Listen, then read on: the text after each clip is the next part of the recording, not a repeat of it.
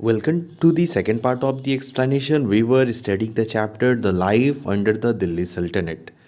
तो उसमें हमने कुछ पार्ट्स देख लिए थे, अब हम कंटिन्यू करते हैं यहाँ से. The caste system was very rigid among Hindus and intercaste marriage were not allowed. तो कास्ट सिस्टम है ना, जो सिस्टम है जाति प्रथा. तो जाति प्रथा बहुत ही लोग एकदम कट्टरता से मानते थे कि हम इस जाति को बिलोंग करते हैं. और इंटरकास्ट होना, मैरिज होना एकदम पाप माना जाता था सोसाइटी में उस वक्त. Many Hindus specially those belonging to the lower caste, और जो लोअर कास्ट के हिंदू होते थे ना, were attracted to the Islamic principle of equality. वो जो है इस्लामिक प्रिंसिपल को मानने लगे थे. एंड कन्वर्टेड टू इस्लाम, और बाद में वो इस्लाम में भी कन्वर्ट हो गए. Some did the same to escape the जजिया टैक्स. पता है, मुस्लिम रूलर्स जब थे ना, तो एक जजिया टैक्स लेते थे. और जजिया टैक्स उन्हें दिया जाता था जो नॉन मुस्लिम है, यानी कि जो हिंदूज़ हैं और जो अलग अलग धर्म के लोग हैं. ठीक है, अपार्ट फ्रॉम द मुस्लिम को नहीं देना पड़ता था जजिया टैक्स, बाकी सभी धर्म के लोगों को जजिया टैक्स देना पड़ता था, which was impose only on non Muslim. और इस टैक्स से बचने के लिए भी बहुत कोई अपना धर्म को कन्वर्ट कर लेते थे. ठीक है. सती, चाइल्ड मैरिज एंड पर्दा system became widely prevalent in the society in those time. The पर्दा system was strictly observe by Muslim women. और क्या होता था, सती प्रथा में होता था कि जब किसी वेमेन का पति का डेथ हो जाए ना, तो उसके साथ, उसके पति के साथ साथ उस वेमेन को भी जला दिया जाता था, उस औरत को भी जला दिया जाता था. चाइल्ड मैरिज यानी कि बचपन में ही शादी हो जाना, ये भी बहुत कॉमन था. एंड पर्दा सिस्टम था कि घूंघट के अंदर रहना. ठीक है, तो ये उस वक्त कॉमन था बहुत ज़्यादा. Now we will talk about the architecture. Architecture का मतलब बिल्डिंग्स कैसे हुआ करते थे उस वक्त के. The Turks bought with them Arabic and Persian architecture style. The classical style of Hindu architecture appealed to them, and the two styles were blended harmoniously to make a distinctive Indo-Islamic style. तो Muslims ruler जो आए थे, ये जो सुल्तान सब आए थे, तो वहाँ का टर्क और अरेबिक स्टाइल का आर्किटेक्चर होता था. पर जब यहाँ इंडिया है ना, तो ये हिंदू जो आर्किटेक्चर स्टाइल है उसे देख के वो सब बहुत प्रभावित हुए. फिर दोनों चीज़ों जो दोनों जगहों का मिक्सचर करके एक बिल्डिंग बनाए, मतलब बिल्डिंग्स बनता था, उसके कहते थे, उस टाइप्स के बिल्डिंग को कहते थे Indo Islamic style. The characteristic feature of Sultanate architecture is the extensive use of brick, arcades, domes, beams, and balconies. On the other hand, the Turkish monuments were plain. They were liberal use of floral and geometrical design. The use of red sandstone added color to their buildings. Verses from the Korean were engraved on the wall of some buildings. Some of the important monuments of the Sultanate period are the Qutub Minar complex, Alai Darwaja, tomb of Ghiyasuddin Tughlaq, Firoz Shah Kotla, and Tughlakabad fort and the tomb of Lodi sultans. ठीक है, तो देखो क्या होता था कि जो उस वक्त जो यूज़ होता था ना बिल्डिंग में, वो ब्रिक्स बहुत ज़्यादा इस्तेमाल किया जाता था, यानी कि ईंट का इस्तेमाल बहुत होता था.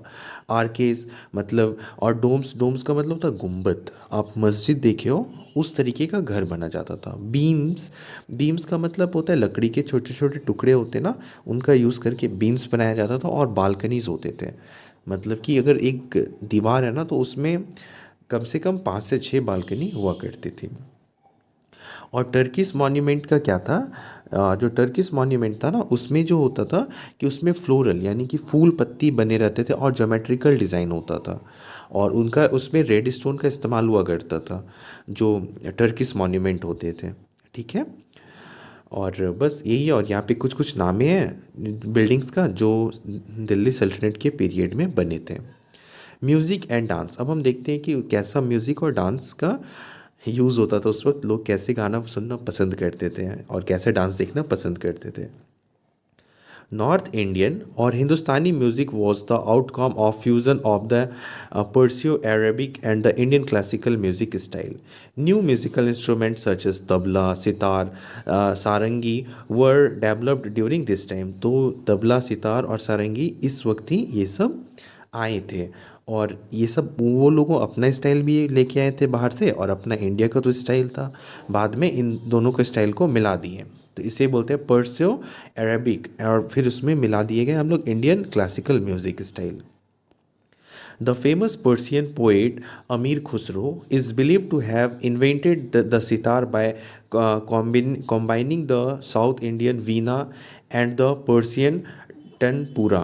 ठीक है, तो एक पर्शियन टनपूरा एक इंस्ट्रूमेंट है, और साउथ इंडिया में यूज़ होता है एक वीना, जो सरस्वती माँ के हाथ में रहता है। इस दोनों को मिला के ना एक इंस्ट्रूमेंट बनाए जिसको कहते हैं सितार। ठीक है, the south Indian drums were probably altered to create the tabla, और साउथ इंडियन ड्रम जो था ना उसी को किसी तरीके से मॉडिफाई करके तबला बनाया गया था। So the Persian style of chorus singing, मतलब कोरस सिंगिंग मतलब होता है साथ में गाना, नोन एज कवाली, कवाली का यूज़ हुआ, was popularised by the Sufi संत के द्वारा ये कवाली जो है ये पॉपुलराइज्ड किया गया होगा। आप भी बॉलीवुड मूवीज़ में देखते होंगे कव्वाली सॉन्ग होता है बहुत सारी मूवीज़ में। A group of Muslim mystics who became popular during this period, they sang devotional song at the religious meeting। तो religious meeting होता था ना, तो वहाँ पे वो ये religious सॉन्ग गाते थे, डिवोशनल सॉन्ग गाते थे। अब डांस के बारे में कुछ देखते हैं। Kathak, a new dance form is also develop during this time. Kathak जो भी है वो इस वक्त ही डेवलप किया गया। Combines Hindu theme with Persian costume, उसमें हिंदू थीम होता था और कॉस्ट्यूम यानी कि कपड़े जो होते थे वो पर्शियन होते थे कथक में। Now we will talk about the paintings, कि पेंटिंग कैसा होता था। The early Turkish rulers were not very interested in painting. The Rajput style of miniature painting continued in the Sultanate period as well. The Rajput painters were influenced by the Persian style of miniature painting, which was patronized by the later Sultan, the Lodhis, and used to illustrate books. तो paintings जो है वो book में इस्तेमाल होना शुरू हुआ था लोधी पीरियड में। ठीक है, जब लोधीस थे ना तो उस वक्त से, और उस वक्त ही पैटर्नाइज्ड किया गया, मतलब बढ़ावा दिया गया पेंटिंग को। उसके पहले जो है मतलब कि जो टर्किश रूलर थे वो ज़्यादा इंटरेस्टेड नहीं थे पेंटिंग्स में। ठीक है, फिर है अदर कल्चरल चेंजेस, और अदर कल्चरल चेंजेस में क्या क्या, न्यू कस्टम्स यानी कि नए कपड़े और practices change the traditional life style of Indian during the sultanate period. For instance the Hindu and Muslim were pyjama kurta, kaftans and salwar kameez and continue doing so to this day, और आज तक हम लोग ये सारी चीज़ पहनते हैं। New type of food such as biryani and bread became a part of Indian cuisine. तो बिरयानी और ब्रेड जो है इंडियन खाने का कुजीन बन गया। कुजीन मतलब एक एरिया का खाना को कहते हैं। The Unani system of medicine was a legacy of the Turkish rule and result of the interaction of the Arab traders. When Turkish rulers married Indian Muslim, they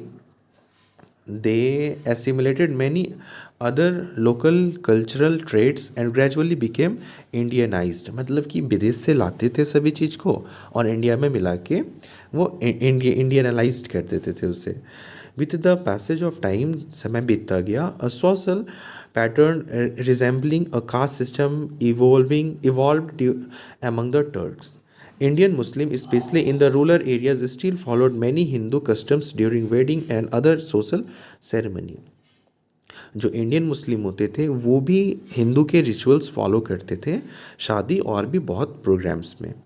the establishment of Turkish rule in India led to the replacement of Sanskrit by Persian. और जब Turkish ruler आए ना तो जो Sanskrit language हम लोग का main language था वो चेंज होकर पर्सियन लैंग्वेज में हो गया as the official language in many region. और पर्सियन जो था वो ऑफिशियल लैंग्वेज था। Although the Hindu kings patronized Sanskrit, its day of glory were numbered. But जो हिंदू किंग थे वो संस्कृत को ही बढ़ावा देते थे। So this was the whole chapter. I hope आपको सब चीज़ समझ में आ गया और आपको ये आइडिया मिल गया होगा कि जब सुल्तान थे हमारे दिल्ली में यानी कि हमारे भारत में, तो यहाँ के लोगों का कंडीशन कैसा था। ठीक है, तो आप इस चैप्टर को अपने से पढ़ना एक बार, और जो भी कोई डाउट है ना तो आप मुझे कमेंट सेक्शन में कमेंट करके पूछ लेना। Thank you so much for watching this video. See you in the next one, next chapter.